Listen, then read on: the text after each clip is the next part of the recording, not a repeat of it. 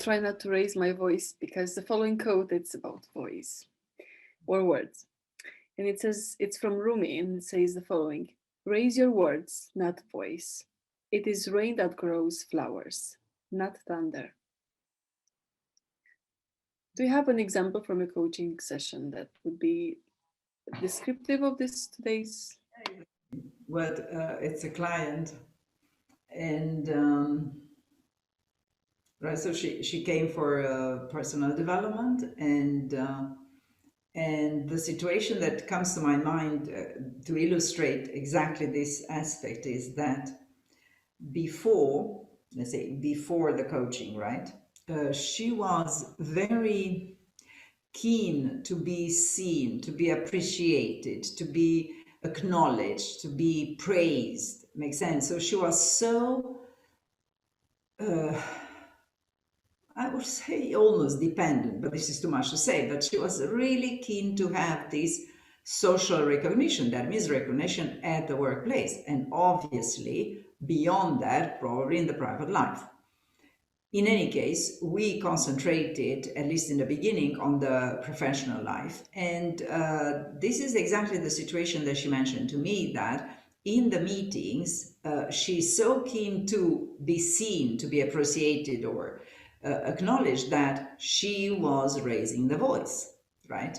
So she was kind of imposing herself, right?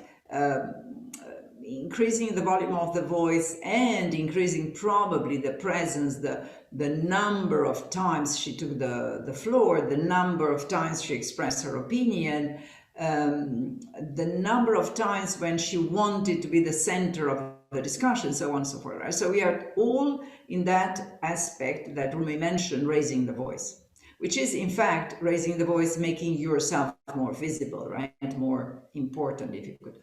And this strategy did not work, right? So then was her disappointment that despite the fact that she did what she thought could be useful, right? That means raising the voice.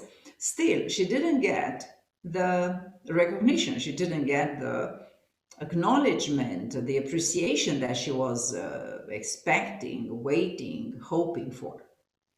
And did she raise her words then?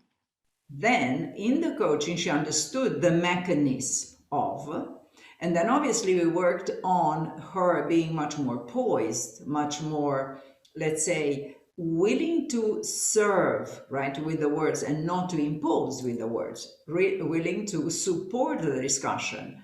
And what happened is that, and this was for her amazing, incredible, that people's in the meetings, she started to speak less. She started to speak much more poised. She started to bring effective, substantial contributions in the discussion. That means beyond her interest or beyond her selfish interest. And people started to listen, right? And she came back saying, but this is amazing. I am in a meeting and they're turning around to listen to what I'm saying. I'm saying to they stop talking and just listen. And then after the meeting, they come in the corridor to tell me that that was such a good contribution, and they are so happy that I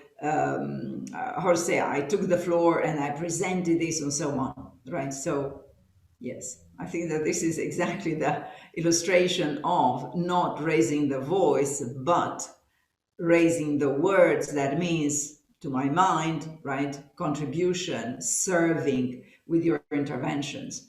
And I would guess that people just realize it and then they will listen.